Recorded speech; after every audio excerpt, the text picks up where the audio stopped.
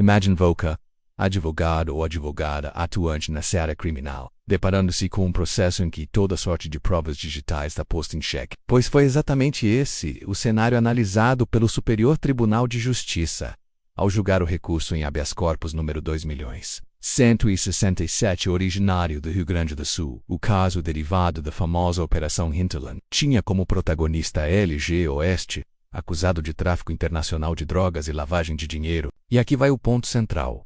A defesa concentrou seu esforço na suposta ilicitude das provas digitais obtidas pelo aplicativo Sky Excel, levantando dúvidas sobre a regularidade da cadeia de custódia e sobre a existência de autorização judicial válida para a obtenção dessas provas. A discussão, que parece técnica à primeira vista, na verdade toca em um dos pontos mais sensíveis da atuação do advogado criminalista contemporâneo, a produção e a preservação da prova digital. Afinal, estamos em uma era em que o fluxo de informações ocorre em tempo real, em que mensagens são trocadas em aplicativos criptografados e em que as fronteiras entre o público e o privado se embaralham. Logo, é impossível não se perguntar: será que as garantias constitucionais, como o direito à inviolabilidade das comunicações, previsto no artigo 5º, inciso 12 da Constituição Federal, estão realmente sendo respeitadas nessas investigações de alta complexidade? No voto condutor, o relator do recurso foi enfático ao destacar que o Superior Tribunal de Justiça já consolidou o entendimento, inclusive em casos relacionados à própria Operação Hinterland,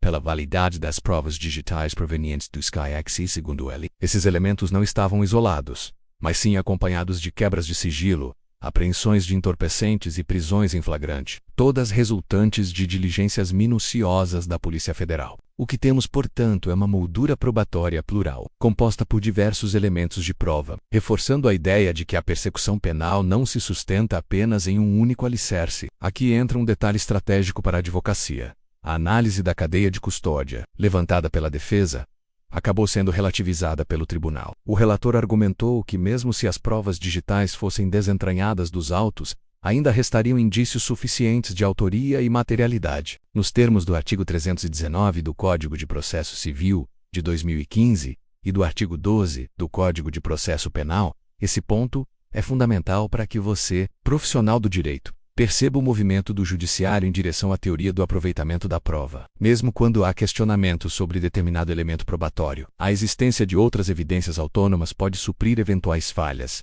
afastando nulidades processuais consideradas inócuas. Não é possível ignorar, contudo, o aspecto polêmico dessa orientação. Ao validar as provas digitais e relativizar os vícios na cadeia de custódia, o tribunal parece pavimentar o caminho para uma flexibilização dos requisitos formais em crimes considerados de difícil persecução. Por um lado, isso pode representar um avanço no enfrentamento das organizações criminosas transnacionais, já que amplia o leque de possibilidades para investigação e persecução penal de condutas extremamente sofisticadas. Por outro, acende o sinal de alerta para todos nós, advogados e advogadas, quanto ao risco de erosão das garantias processuais clássicas, especialmente no que tange à integridade e autenticidade das provas digitais. A experiência prática, aliás, demonstra que os meios tecnológicos são instrumentos valiosíssimos para desvendar tramas delituosas complexas, mas também são extremamente vulneráveis a manipulações e adulterações. Não é por acaso que a legislação processual, em especial o artigo 12 do Código de Processo Penal,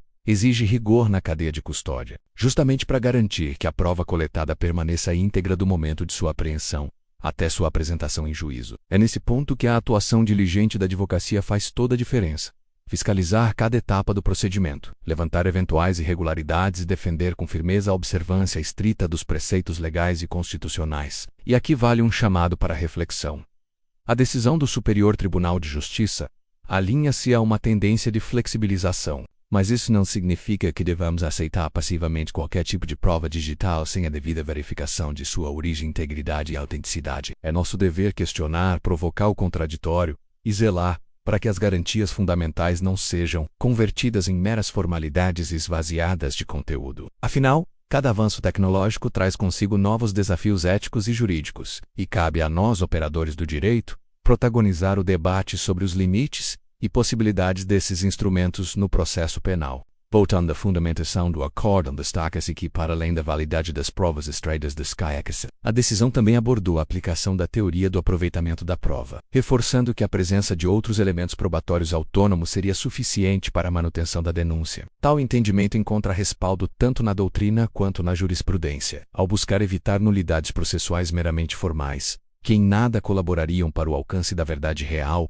ou para a efetiva prestação jurisdicional. É interessante observar que a decisão do tribunal preserva, em certa medida, a utilidade da ação penal, mas pode ser criticada pela superficialidade do exame quanto à legalidade da interceptação das comunicações digitais. O direito à inviolabilidade das comunicações, previsto no artigo 5º, inciso 12 da Constituição Federal, impõe a necessidade de autorização judicial específica, fundamentada e restrita ao necessário para o esclarecimento dos fatos. Portanto, o acórdão poderia ter se aprofundado na análise sobre a existência e extensão dessa autorização judicial, prestigiando ainda mais a máxima proteção dos direitos fundamentais dos investigados. Para você que atua na linha de frente da advocacia criminal, fica o alerta. Decisões como essa reforçam a necessidade de acompanhamento atento das tendências jurisprudenciais, mas também de atuação combativa na defesa dos direitos fundamentais, especialmente em tempos de crescente informatização dos meios de investigação. A proteção do devido processo legal,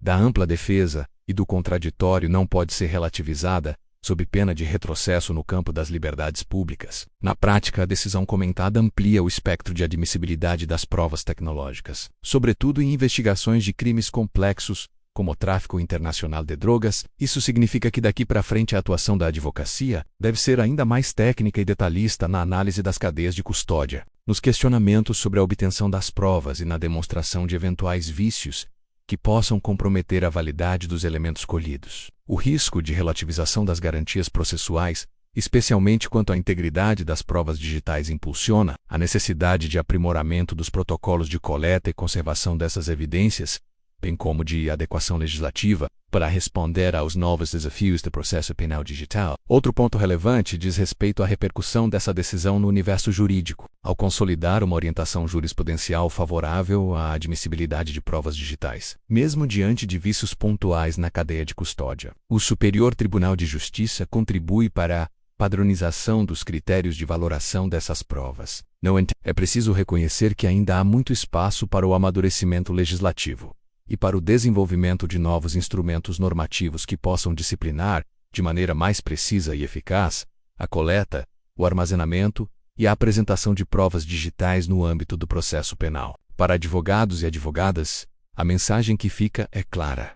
A busca pela verdade real não pode, em hipótese alguma, sacrificar direitos e garantias fundamentais. O respeito ao contraditório, a ampla defesa e a legalidade estrita continua sendo o norte do processo penal democrático. Por isso, cada novo caso envolvendo provas digitais deve ser analisado com critério, técnica e, sobretudo, com compromisso inabalável com os valores constitucionais. Não se pode descartar ainda que o tema volte a ser debatido nas instâncias superiores, sobretudo diante da ausência de critérios uniformes para a admissibilidade e valoração das provas digitais. As futuras discussões podem levar a novos avanços legislativos, ajustando a legislação vigente para enfrentar os desafios da era digital, com possíveis repercussões no próprio exercício da jurisdição penal. Isso por si só exige de todos nós profissionais do direito atualização constante e postura proativa diante das inovações tecnológicas e das tendências jurisprudenciais. Se você chegou até aqui, já percebeu que a discussão sobre a validade das provas digitais